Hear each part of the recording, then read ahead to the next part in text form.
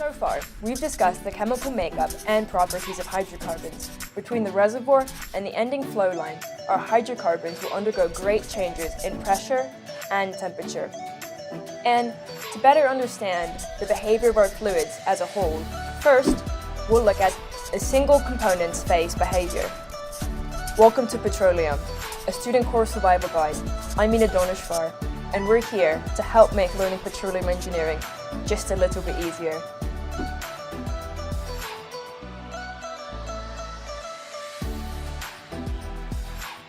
A single element's phase, as well as other properties, are a function of pressure and temperature. A phase diagram shows which phase an element will be at under certain pressure and temperature conditions. Each phase diagram will vary based off of the substance, but in general will carry this basic shape. Let's take water, for example.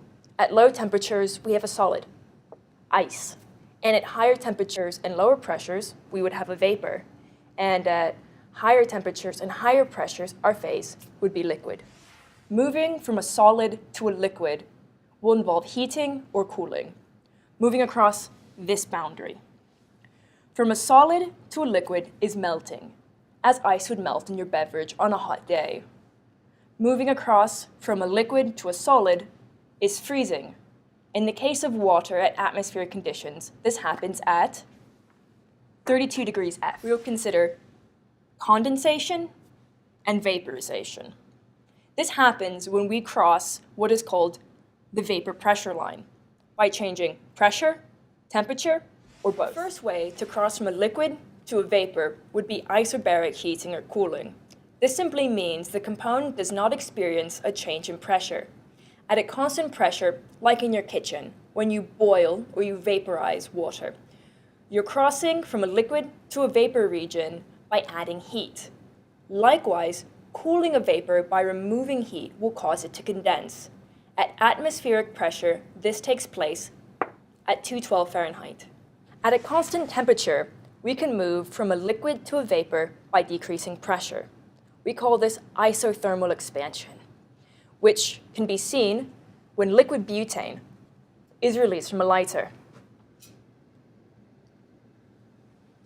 Likewise, using isothermal compression, we can turn a vapor to a liquid. This is commonly used to make LNGs, liquefied natural gas. The triple point is a theoretical temperature and pressure at which an element could be any of the three phases. This happens at 32 Fahrenheit and 0.09 psia. And this is below atmospheric pressure and therefore only exists in a vacuum.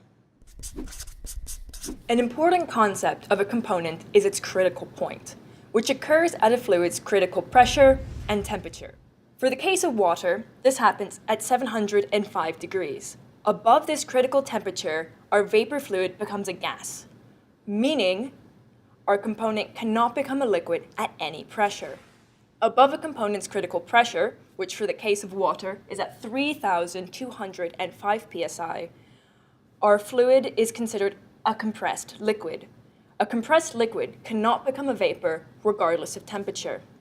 At extremely high pressures and temperatures beyond our critical point, our fluid will become a critical fluid, which is at such extreme conditions we don't deal with it.